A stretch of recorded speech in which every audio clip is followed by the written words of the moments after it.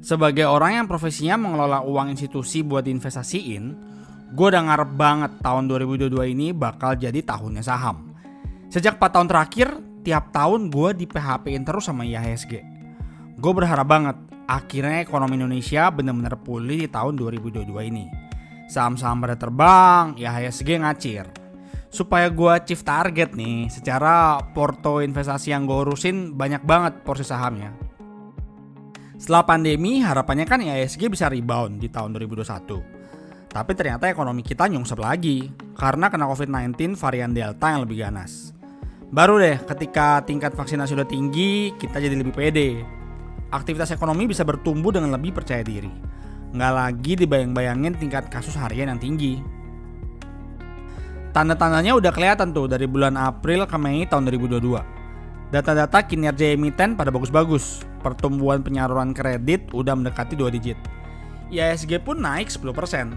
Udah elus-elus tangan nih gue, ngebayangin bakal jauh melampaui target di akhir tahun 2022. Bonus bakal gede nih, mantap. Udah ngimpi jauh bener dah.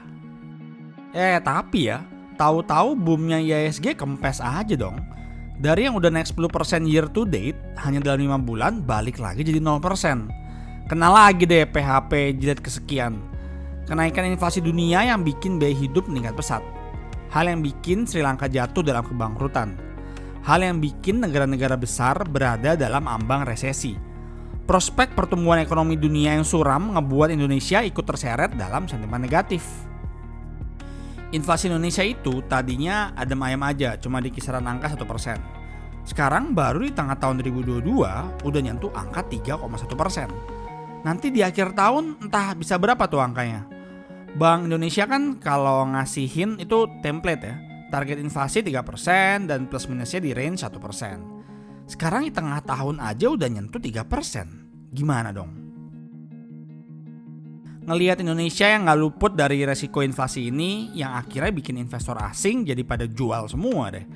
Tadinya di awal tahun 2022, investor asing masuk IHSG tiap hari tuh bisa 500 miliar, 700 miliar, 1 triliun, bahkan pernah tuh 2 triliun rupiah dalam sehari. Tapi semuanya berubah sejak Juni 2022. Investor asingnya balik kanan pada jualan. Dari Juni sampai pertengahan Juli udah pada jualan di angka 15 triliun. Di surat utang negara malah lebih gede lagi. Dari awal tahun konsisten jualan terus tuh. Udah jualan 135 triliun. Kalau investor asingnya surat utang negara udah pada khawatir resesi sejak awal tahun 2022. Nah investor sahamnya nih yang baru mulai panik di pertengahan tahun ini. Apalagi kalau ngelihat nilai tukar rupiah yang sekarang udah di angka 15.000. Angka yang paling kita takutin. Akhirnya jebol juga. Terus gimana dong? Apa iya Indonesia bakal jadi kandidat negara resesi kayak yang disebut di CNBC itu? Atau malah kita juga jadi kandidat negara bangkrut kayak Sri Lanka? Ini bukan lagi ngomongin soal investasi ya, duit kita. Ngeri banget kalau sampai bangkrut kayak Sri Lanka gitu. Kalau ekonomi kita balik kayak di Krismon tahun 98 kemarin. Nah, tonton terus ya. Gue akan bahas soal resiko resesi, negara bangkrut, dan posisi Indonesia di video ini. Selamat datang di YouTube channel Slave Berdasi. Di sini, Slave Berdasi akan menawarkan berbagai pil pahit. Berbagai cerita berdasarkan kejujuran pada realita yang pahit, lugas, dan apa adanya. Seperti layaknya pil pahit, menerima dan menelannya sudah pasti sulit. Tapi dengan itulah, kita bisa jadi lebih baik. Subscribe biar gak ketinggalan, like dan komen kalau suka sama videonya. Pertama-tama, kita mesti tahu dulu kalau resesi dan bangkrut adalah dua hal yang berbeda. Resesi itu adalah istilah untuk perlambatan ekonomi. Normalnya ekonomi itu selalu bertumbuh. Nah, kalau pertumbuhannya sampai turun, bertumbuh negatif secara year on year selama 2 kuartal berturut-turut, maka itu disebut sebagai resesi. Contoh yang terjadi di Indonesia tahun 2020 pas pandemi, minus tuh pertumbuhannya. Ekonomi melambat ini kalau kita lihat di kehidupan sehari-hari nih ya, bisnis jadi susah, mall sama restoran sepi. Nah itu tuh tanda-tanda resesi alias perlambatan ekonomi. Tapi beda ya sama pedagang di Mangga 2 yang bilang bisnis jadi susah karena tokonya sepi pembeli karena sekarang udah lari ke online semua. Sementara kalau negara bangkrut artinya ya bangkrut. Negara nggak bisa bayar semua kewajibannya, mulai dari bayar bunga pinjaman sampai pinjaman pokoknya.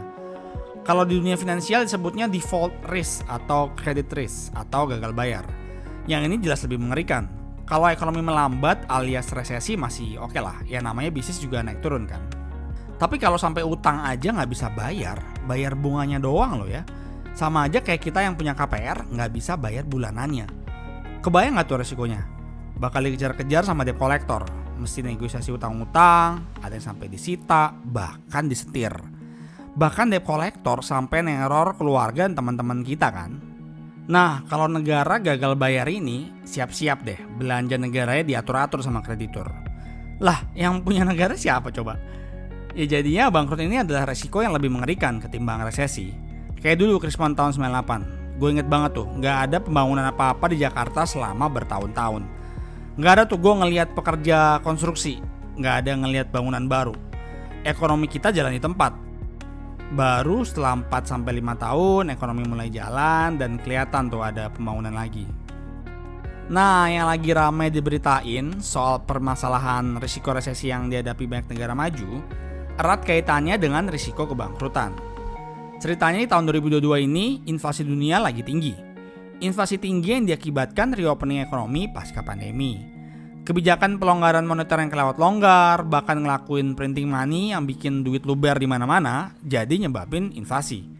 Cherry on topnya adalah invasi Rusia ke Ukraina yang bikin kondisi ekonomi global makin parah.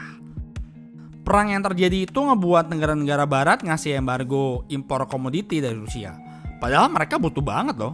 Kayak Jerman yang lebih dari 60% kebutuhan gasnya itu disuplai dari Rusia lewat jalur pipa Nord Stream.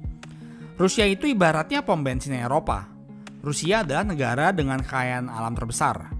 Akibatnya global supply chain jadi terganggu, inflasi makin terbang to the moon deh.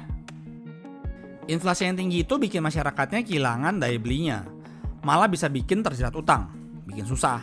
Ya dong, harga barang naik tapi pemasukan sama aja. Tapi masalah utama bukan cuma masyarakatnya.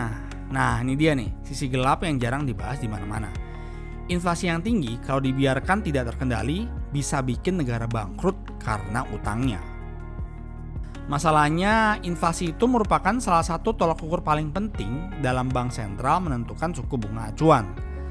Tugas utamanya bank sentral kan mengendalikan inflasi supaya ekonomi terkendali. Nah, toolsnya adalah dengan kebijakan moneter, menaikkan dan menurunkan suku bunga acuan. Yang nantinya mempengaruhi struktur bunga di pasar finansial di dalam suatu negara, baik suku bunga pinjaman maupun suku bunga simpanan, kayak bunga tabungan, bunga deposito, bunga KPR, bunga personal loan, bunga utang korporasi. Intinya semua bunga-bungaan ini terpengaruh atas perubahan suku bunga acuan dari bank sentral. Nah, cara kerja setiap negara hampir di seluruh dunia ini menerbitkan utang untuk nambah APBN yang defisit setiap tahunnya. Ketika mereka nerbitin surat utang negara ini, suku bunga acuan jadi salah satu parameternya. Di tahun 2021, The Fed sebagai bank sentralnya Amerika mulai ada wacana tuh buat naikin suku bunga di tahun depannya. Pada waktu itu, pasar langsung bereaksi. Suku bunga utang AS jadi naik. Akibatnya ketika nerbitin surat utang negara yang baru, bunga jadi lebih tinggi, jadi lebih mahal. Padahal itu baru wacana loh. Suku bunga acuannya kan ya baru beneran naik di tahun 2022. Masalahnya adalah saat ini utang negara maju ini luar biasa besar. Jadi jangan kaget ya buat kaum yang teriak-teriak Indonesia utangnya besar. Negara maju utangnya jauh lebih besar lagi. Ini udah gue bahas ya di video Indonesia terlilit utang. Nah, di negara maju setiap utangnya tiap tahun kan ada yang jatuh tempo tuh. Mereka mesti nerbitin surat utang baru buat bayar utang yang udah jatuh tempo. Kalau bunga utangnya naik banyak, matilah mereka. Secara utang mereka kegedean. Coba kita lihat grafik ini. Dari lingkaran terbesar ini, di lingkaran lapisan paling tengah ada Jepang dengan rasio utang di atas 200%. Di lapisan kedua ada Italia dengan rasio utang di atas 150%. Lalu di lapisan ketiga rame nih, ada Amerika, Prancis, Belgia, Spanyol, Portugal, Kanada dengan rasio utang di atas 100%. FYI, rasio utang Indonesia ada di angka 40% ya. Misalnya Amerika sebagai negara dengan perekonomian terbesar, bunga utangnya tahun 2020 itu hanya sekitar 1,5%. Di tahun 2022 udah naik jadi 3%. Ini artinya naiknya double loh, 100%. Kalau kita pakai analogi KPR, tahun lalu bayar cicilan plus bunga cuma 5 juta per bulan. Tahun ini udah naik jadi 10 juta per bulan. Ya gimana tuh nanti kalau naik lagi jadi 20 juta atau 30 juta? Apa nggak teriak-teriak tuh yang bayar? Yang utangnya segede-gede gaban ini ya negara-negara maju. Mereka utang segede itu karena bunganya murah, inflasinya rendah. Kalau inflasi tinggi kayak tahun 2022 ini terus dibiarin, bunga utang meningkat pesat, bisa bangkrut mereka semua. Ketika harus nerbitin surat utang baru yang tenor 10 atau 20 tahun, bunganya naik 3-4 kali lipat. Nah, karena mau hindarin risiko bangkrut, maka negara-negara ini langsung tarik rem tangan sekencang-kencangnya. Dengan kebijakan tarik rem tangan bank sentralnya, langsung naikin suku bunga acuan. Biasanya suku bunga acuan naik bertahap 0,25% dalam satu waktu, terus lihat dampaknya dalam beberapa bulan. Tapi saat inflasi tinggi ini langsung naik agresif 0,5%, kemudian naik lagi 0,75% hanya dalam waktu berdekatan. Padahal ini punya risiko perekonomiannya kaget loh, gak siap karena terlalu tiba-tiba. Ya kayak mobil aja, lagi ngebut kenceng kan bagusnya injek rem pelan-pelan ya. Tapi yang dilakukan tuh langsung injek rem kenceng-kenceng, langsung tarik rem tangan pula. Tapi hal ini diperlukan sih untuk ngasih efek kejut ke ekonomi, dengan harapan larinya berhenti. Dengan ekonomi berhenti, inflasi pun akan ikut berhenti nanjak. Ingat ya, inflasi adalah sinyal adanya aktivitas ekonomi. Jadi nggak apa-apa benjol dikit, yang penting nggak masuk jurang. Makanya di tahun 2022 ini ramai diberitain tuh banyak negara maju berpotensi resesi, dimana artinya pertumbuhan ekonominya minus. Semua ini jelas dilakukan dengan sengaja. Sebuah hal yang diperlukan karena negara maju ini mau menghindari resiko bangkrut. Nah tapi masalahnya negara maju kan beda dengan negara berkembang ya. Yang lagi dihadapin oleh Turki, Brasil, Sri Lanka, Pakistan, India, dan tentunya kita Indonesia. Negara berkembang itu keuangannya pas-pasan, jadi gak banyak ruang buat ngakalin budget. Istilah kata kalau negara maju itu tiap weekend makan steak wagyu grade A di Kintan gitu. Pas lagi susah bisalah ngirit jadi makan gyukaku. Tapi kalau negara berkembang yang duitnya pas-pasan, yang masyarakatnya aja masih banyak yang kurang gizi dan busung lapar, ya mau disuruh ngirit gimana lagi? Udah tiap hari cuma makan sayur sama tempe, terus pas lagi susah disuruh ngirit makan nasi kecap sama kerupuk doang gitu. Perbedaan lainnya adalah negara berkembang itu banyak yang punya permasalahan current account deficit. Defisit perdagangan yang lebih banyak impor daripada ekspor. Jadinya lebih banyak yang nuker uang ke USD ketimbang beli. Ditambah lagi yang namanya negara dengan ekonomi pas-pasan pasti sangat bergantung dari duit investor asing. Baik sektor real maupun sektor finansial seperti saham dan surat uang negara. Ketika suku bunga Amerika yang notabene lokomotif pasar finansial dunia lagi di titik rendah, uang-uang para investor global nyebar deh nyari investasi yang ngasih return tinggi. Masuk ke negara-negara berkembang tuh.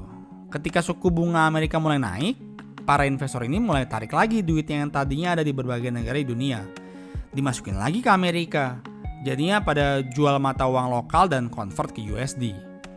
Nah, negara-negara berkembang yang udah punya masalah defisit perdagangan, yang artinya lebih banyak jual mata uang lokal, tukar USD buat impor.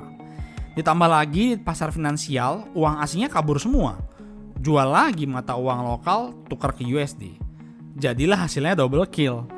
Mata uangnya jatuh yang akhirnya bikin inflasi tambahan karena impornya makin mahal, karena mata uangnya melemah. Ini dia nih salah satu faktor yang bikin Sri Lanka bangkrut. Lebih lengkap bisa nonton video Ada Apa Dengan Sri Lanka ya. Ini yang terjadi di Indonesia tahun 2013 kemarin, yang bikin rupiah melemah dari angka 9 ribuan ke angka 14 ribuan, melemah nyaris 50%. Inflasi naik sampai di atas 8% pada waktu itu. Nah, bedanya dengan tahun 2013 kemarin, tahun 2022 ini, pokok permasalahannya penguatan USD-nya bukan karena tapering atau pengetatan moneter dengan menaikkan suku bunga acuan The Fed semata. Akar permasalahannya adalah dengan kenaikan harga komoditi. Kenaikan harga komoditi ini seperti blessing in disguise buat kita ya. Rezeki nomplok lah buat Indonesia yang emang eksportir komoditi kayak batu bara dan minyak kelapa sawit. Emang ada dampaknya juga dengan listrik naik, bensin naik, minyak goreng naik. Tapi di sisi lain ada keuntungan juga karena pemasukan negara meningkat, royalti, pajak, dan sumber komoditi.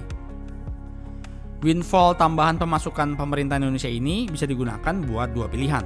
Satu, untuk nurunin rasio utang, atau dua, nambah subsidi buat ringanin beban masyarakat karena harga bahan pokok naik.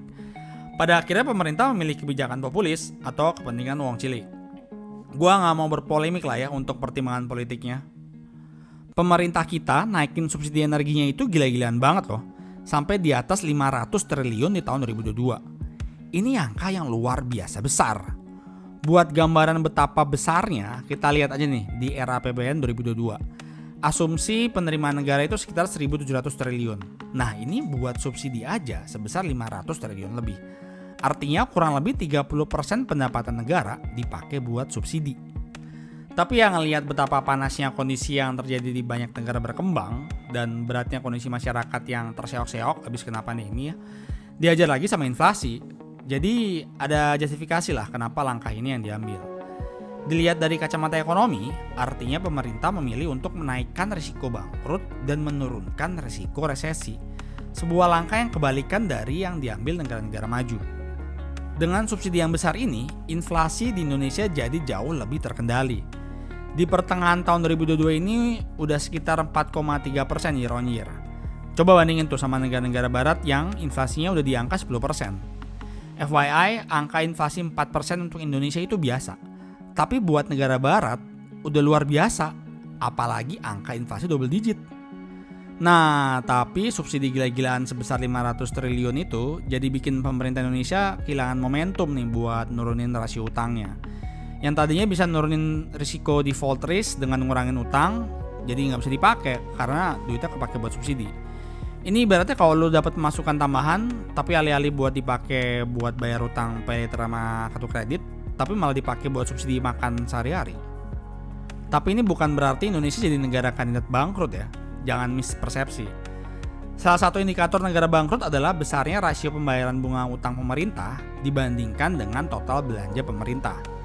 Di grafik ini kalau kita lihat beban bunga pemerintah Indonesia itu sebesar 12% dari belanja negaranya. Masih lebih rendah dari India, Brazil, apalagi Sri Lanka.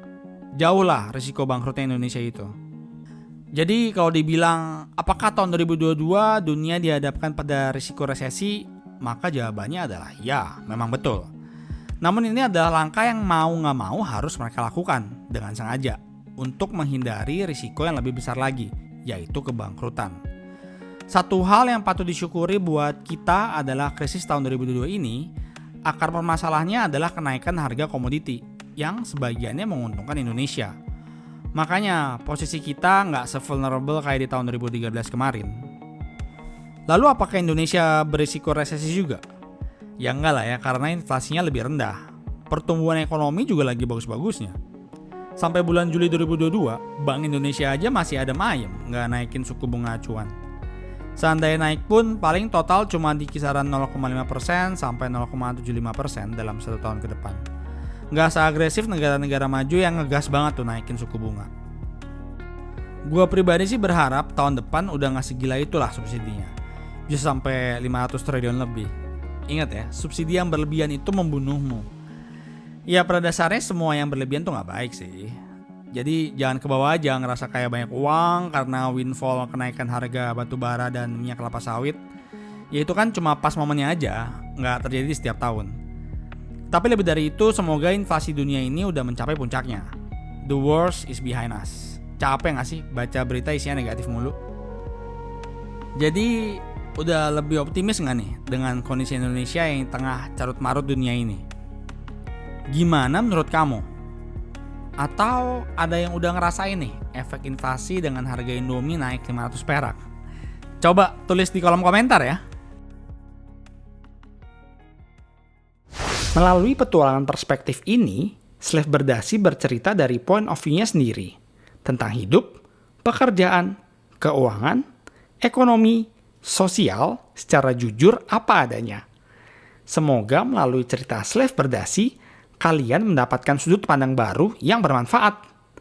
Like dan komen kalau suka sama videonya, dan subscribe untuk ngikutin video-video terbaru dari Slave Berdasi.